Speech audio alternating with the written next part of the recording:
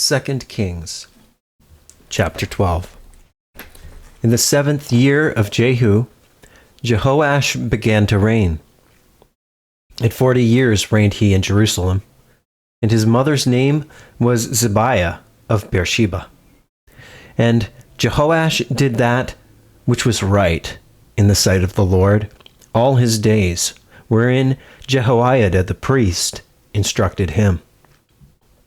But the high places were not taken away. The people still sacrificed and burnt incense in the high places.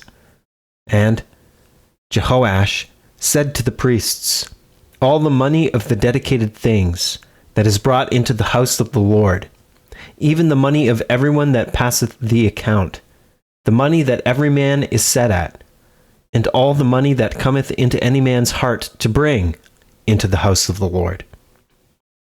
Let the priests take it to them, every man of his acquaintance, and let them repair the breaches of the house, wheresoever any breach shall be found."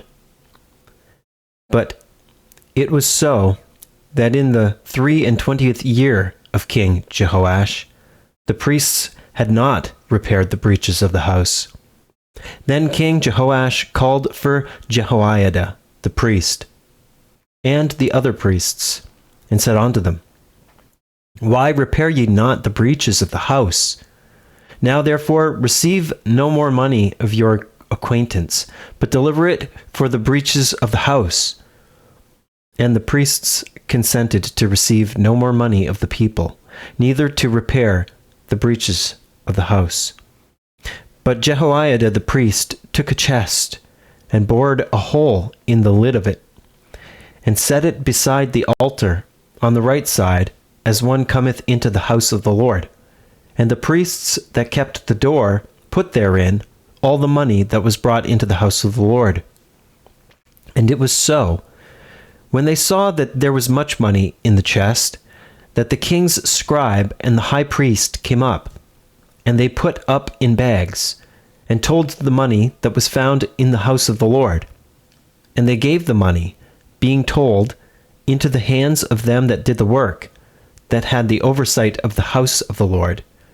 And they laid it out to the carpenters and builders, and wrought upon the house of the Lord, and to masons and hewers of stone, and to buy timber and hewed stone, to repair the breaches of the house of the Lord, and for all that was laid out for the house to repair it.